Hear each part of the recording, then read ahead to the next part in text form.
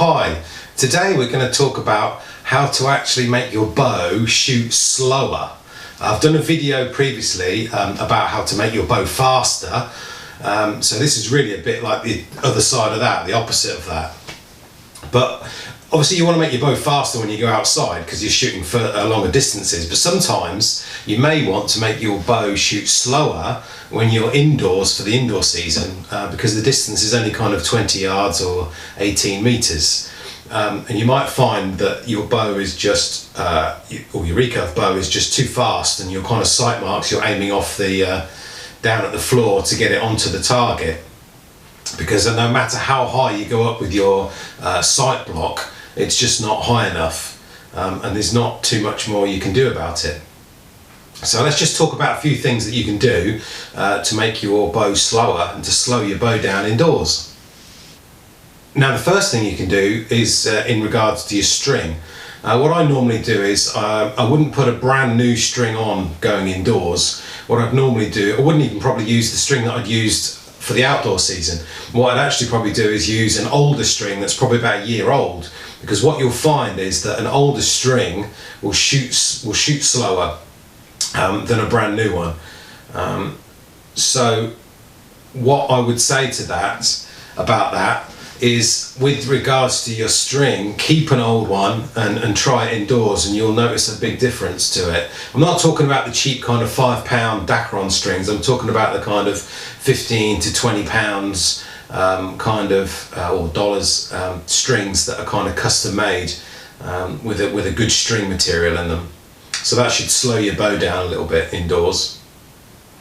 The next thing that you want to sort of look at possibly is adding a kisser button to your string.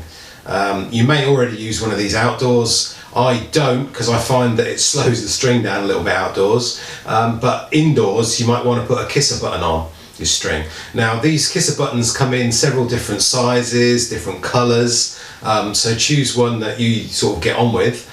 They can be added to your string. Some might have a split line all the way down them that you just put onto your string and then you tie it down, or you might have some metal clamps that you can put either side of the sort of kisser button to hold it on. As you can see, this one here of mine, it's not cut lengthways to slip on. You actually have to feed it over the end of the loop of the string and then pull it down, and then you can either tie it down, but as you can see here, I've used a couple of the metal nocks that it came with it in order to keep it in the correct position.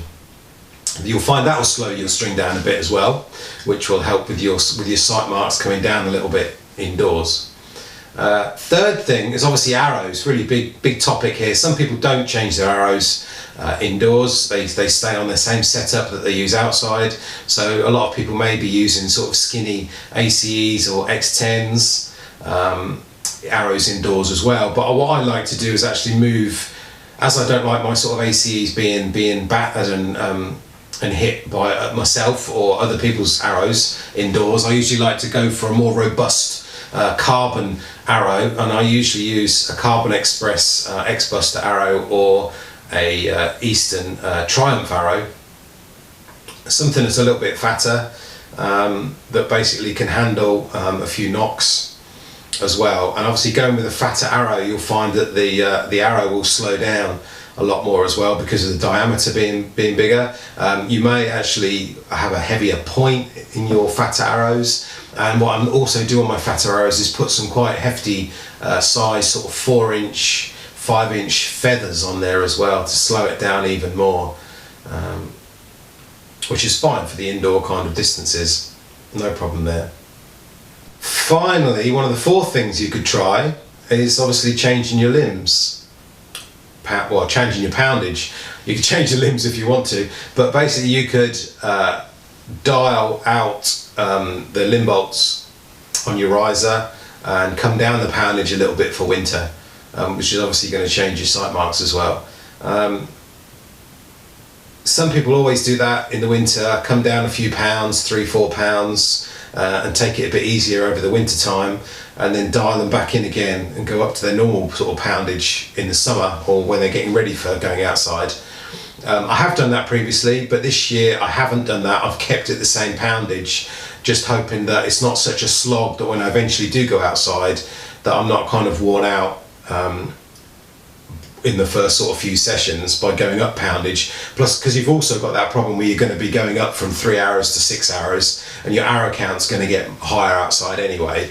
So don't make it doubly hard for yourself by kind of going up the poundage at the same time as well as shooting more arrows. So I basically keep my poundage the same. Don't mess about with that. I've only just changed the arrows, change the string, swap out the button that's matched to the arrows, and adjust obviously the arrow rest because my arrows are fatter, so they need the arrow rest and it just needs moving, and then I'm practically there. So that's 4 things you could try and slow down your bow indoors. Don't forget to like and subscribe if you do. Thanks for watching.